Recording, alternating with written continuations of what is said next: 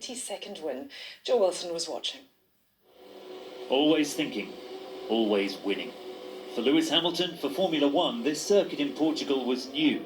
And it's lights out and away we go. The start, well, familiar. From pole position, Hamilton led, but within seconds... Bottas ahead of Lewis Hamilton. He was second.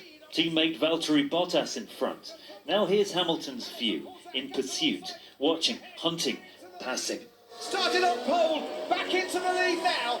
It took him a little while, but that was the race. Hamilton has the best team, they have the best driver. Simple. His 92nd victory. The record is broken. Statistics prove who's best, but they're only part of it. A new history of F1 has just been written by Maurice Hamilton, no relation. He told me that Lewis has taken the sport into new territory. He's not afraid to stand up and use his public platform to speak and to speak his mind. People may not agree with it. He doesn't really mind about that. He just wants to get it out there. So I think he'll be remembered as the first Grand Prix driver who's been willing to stand up and speak about matters outside motor racing. Well, thousands were there to watch Hamilton win. Only one of them really mattered. Now the top of the world. It all began with just him and his dad. Joe Wilson, BBC News. He skipped school to watch professional cycling. Now Teo Gegenhardt has become only the second British man to win the Giro d'Italia. The Londoner finished 39 seconds ahead of his nearest rival. Chris Froome is the only other Brit to win it.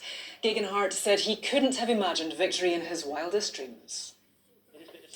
Top of the table, Everton have dropped points after their first defeat this season. They lost 2-0 at Southampton and lost a player when Luca Digne was sent off. Maz Faruqi has more. How to explain a season so far of sometimes puzzling scorelines? The reasons for Everton's brilliant start are simple to distinguish. Dominic Calvert-Lewin is one of England's in-form strikers. James Rodriguez, the driving force in midfield behind him. But the shortcomings at the back are just as obvious. James Ward-Prowse highlighting that with ease.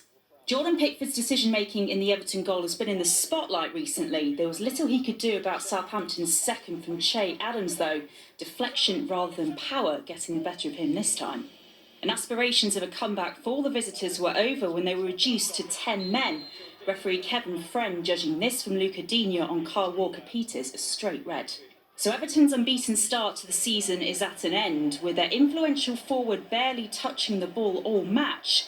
The explanation for this scoreline, then, perhaps easier to pinpoint. Maz Faruqi, BBC News. Rangers are 6 points clear at the top of the Scottish Premiership after their 2-0 win over Livingston. Celtic could only draw at Pittodrie in a 6-goal thriller. They were 3-2 up when Aberdeen got a penalty in added time. Lewis Ferguson made it 3-3. Well, there's more on the BBC Sport website, including the cancellation of England women's friendly against Germany because of a positive coronavirus test. And England women rugby have just won the Six Nations. But that's it from me, Rita. Thank you, Jane. Well, that's it. We're back with the late news at 10. Now on BBC One, it's time for the news where you are. Bye-bye.